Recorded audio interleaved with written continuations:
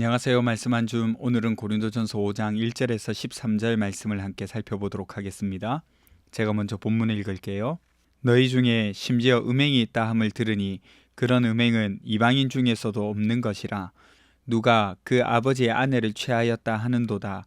그리하고도 너희가 오히려 교만하여져서 어찌하여 통한이 여기지 아니하고 그 일 행한 자를 너희 중에서 쫓아내지 아니하였느냐. 내가 실로 몸으로는 떠나 있으나 영으로는 함께 있어서 거기 있는 것 같이 이런 일 행한 자를 이미 판단하였노라. 주 예수의 이름으로 너희가 내 영과 함께 모여서 우리 주 예수의 능력으로 이런 자를 사탄에게 내어 주었으니 이는 육신은 멸하고 영은 주 예수의 날에 구원을 받게 하려 함이라. 너희가 자랑하는 것이 옳지 아니하도다. 적은 누룩이 온 덩어리에 퍼지는 것을 알지 못하느냐. 너희는 누룩 없는 자인데 새 덩어리가 되기 위하여 묵은 누룩을 내버리라. 우리의 유월절 양 곧 그리스도께서 희생되셨느니라. 이러므로 우리가 명절을 지키되 묵은 누룩으로도 말고 악하고 악의에 찬 누룩으로도 말고 누룩이 없이 오직 순전함과 진실함의 떡으로 하자. 내가 너희에게 쓴 편지에 음행하는 자들을 사귀지 말라 하였거니와 이 말은 이 세상에 음행하는 자들이나 탐하는 자들이나 속여 빼앗는 자들이나 우상 숭배하는 자들을 도무지 사귀지 말라 하는 것이 아니니 만일 그리하려면 너희가 세상 밖으로 나가야 할 것이라. 이제 내가 너희에게 쓴 것은 만일 어떤 형제라 일컫는 자가 음행하거나 탐욕을 부리거나 우상 숭배를 하거나 모욕하거나 술 취하거나 속여 빼앗든지 사귀지도 말고 그런 자와는 함께 먹지도 말라 함이라. 밖에 있는 사람들을 판단하는 것이야 내게 무슨 상관이 있으리요마는 교회 안에 있는 사람들이야 너희가 판단하지 아니하랴. 밖에 있는 사람들은 하나님이 심판하시려니와 이 악한 사람은 너희 중에서 내쫓으라. 아멘. 지난주까지 교회 분쟁에 대한 문제를 다루었습니다. 오늘부터는 교회 안의 도덕적인 문제를 다루게 되었는데요. 오늘 본문은 음행의 문제에 대해서 다룹니다. 그런데 이 음행의 문제가 좀 충격적이에요.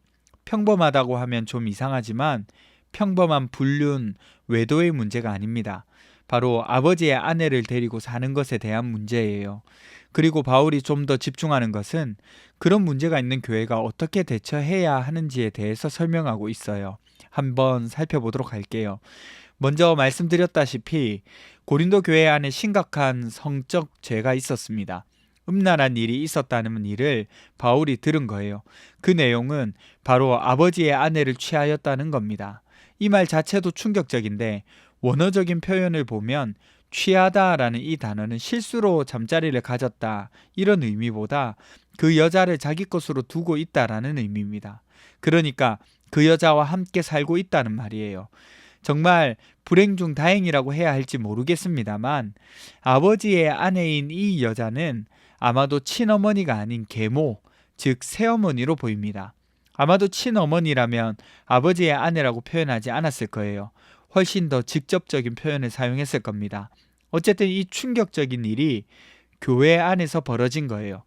그런데 더 문제는 죄도 죄지만 이것을 대하는 교회의 태도가 더 문제라는 겁니다. 2절을 보세요. 그리하고도 너희가 오히려 교만하여져서 슬퍼하지도 않고 쫓아내지도 않냐는 거죠.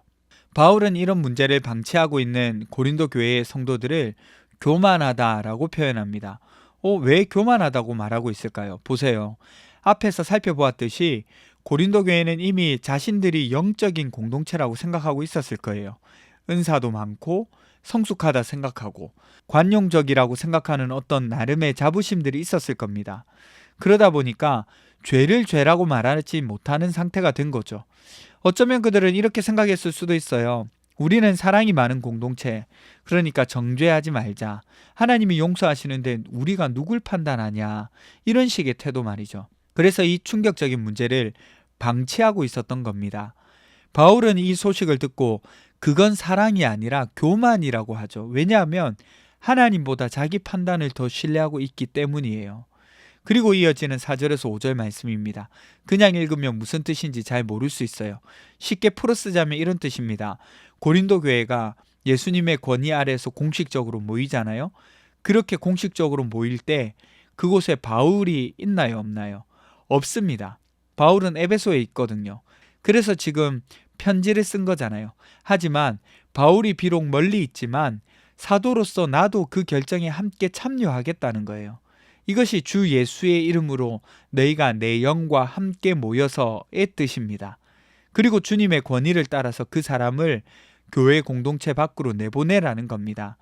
예수의 능력으로 이런 자를 사탄에게 내주었으니 라는 말의 뜻입니다. 당시의 이해를 바탕으로 살펴보면 교회는 하나님의 통치 아래 있는 영역이고 교회 밖 세상은 사탄의 영향력 아래 있는 영역으로 이해되거든요. 그러니까 지금 우리들도 그렇게 쓰고 있잖아요. 그러니 교회 밖으로, 세상으로 하나님을 적대하고 방해하는 세력이 있는 곳으로 내보내라는 거죠. 이 음행의 행동은 교회 안에 있을 수 없는 행동이라는 겁니다. 그런데 진짜 중요한 것 하나, 그렇게 해야 하는 목적이 그 사람을 벌 주고 처벌하고 망하게 하려고 그러는 것이 아니라는 거예요. 무엇 때문에 그럴까요? 육신은 멸하지만 영은 주 예수의 날에 구원을 받게 하려고 그렇게 하라는 거죠. 목적은 회개하고 회복해서 돌아오는 것을 말하는 겁니다. 복수가 아니라 구원을 위한 여정인 거죠. 놀라운 것은 실제로 많은 학자들이 고린도후서 2장에서 용서와 회복의 대상이 된 사람이 이 사람, 곧 아버지의 아내를 취한 사람일 가능성이 높다고 보고 있다는 거예요. 그러니까 징계의 목적은 회개와 회복입니다. 이어서 누룩 비유를 해요. 적은 누룩이 반죽 전체에 영향을 미치듯이 죄도 결코 개인적으로 끝나지 않는다는 거예요. 공동체적이라는 거죠. 고린도 교회가 안일하게 그 사람 문제지라고 생각한 그 일이 공동체 전체에 영향을 미친다는 겁니다. 그러면 함께 병들어가는 거예요. 그리고 유월절 어린 양이신 예수 그리스도를 떠올립니다. 그분으로 인해서 우리는 구원을 받았고 그렇기 때문에 우리는 거룩하게 살아야 한다는 거죠. 그러니까 거룩함은 구원의 조건이 아니라 구원의 결과라고 말하는 거예요. 마지막으로 바울은 세상 사람들을 심판하라고 하지 않습니다. 교회 밖에 있는 사람들은 하나님이 판단하신다는 거예요. 교회가 해야 할 일은 세상을 감시하거나 정죄하는 것이 아니에요. 반대로 교회 안에서 스스로 형제라고 부르면서 계속해서 죄를 지으며 살아가는 그 경우를 그냥 두고 보지 말라고 말합니다. 이 말은 반대로 말하자면 교회의 성도들도 죄인의 모습을 지닐 수 있다는 거예요. 문제는 죄를 짓느냐가 아니라 그 죄를 회개하고 그렇게 하도록 지도하느냐 아니면 모른 채 정당화하느냐인 거죠. 여러분이 이제 오늘 말씀을 통해서 한 가지 분명하게 알아야 할 것이 있습니다. 교회가 사랑이라는 이름으로 죄를 묵인하는 곳은 아니라는 거예요. 오히려 그리스도께서 우리를 위해서 죽으시고 세우신 몸된 교회이기 때문에 거룩함을 지켜나가야 합니다. 작은 누룩이 반죽에 전부 퍼지는 것처럼 죄를 방치해서 교회 전체에 퍼지는 것을 가만히 두고 보고 있으면 안 된다는 거죠. 하지만 이 과정에서 교회는 정죄하거나 비난하기 위한 것이 아니라 회복하고 회개할 수 있도록 권면하는 공동체의 지혜로움이 필요합니다. 그래서 참 어렵죠. 죄를 지적하는 공동체가 되려는 것은 아니지만 그렇다고 죄를 모른 척하는 공동체가 되는 것은 더더욱 안 되는 거죠. 우리는 그리스도의 십자가 앞에 함께 서 있는 공동체입니다. 그래서 죄를 가볍게 여기지도 않고 죄인도 포기하지 않아야 하는 거예요. 오히려 그리스도의 사랑으로 죄인을 회복시키는데 힘을 쏟는 공동체가 되어야 하는 겁니다. 여러분 이 사실을 기억하셨으면 좋겠어요. 기도합시다. 첫 번째는 죄를 멀리하고 방치하지 않는 교회가 될 수 있게 지혜로움과 안목을 주세요. 두 번째는 죄인을 향한 그리스도의 마음을 품고 그리스도를 닮아가는 교회 되게 해주세요. 우리 함께 기도하며 나가도록 하겠습니다.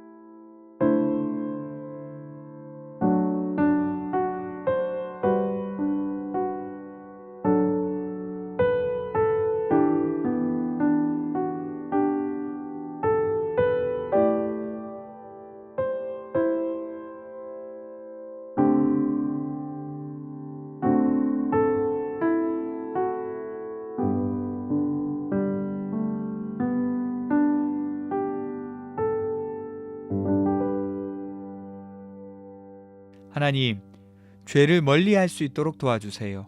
그리고 죄가 교회 안에 들어오면 방치하지 않고 하나님의 마음을 닮아서 지혜롭게 잘 해결하고 또 죄인을 품어나가는 그런 교회가 될 수 있도록 주님 도와주십시오. 그래서 그리스도의 사랑을 회복하고 거룩함을 유지해 나가는 교회가 될 수 있게 도와주세요. 감사드립니다. 거룩하신 예수님 이름으로 기도드립니다.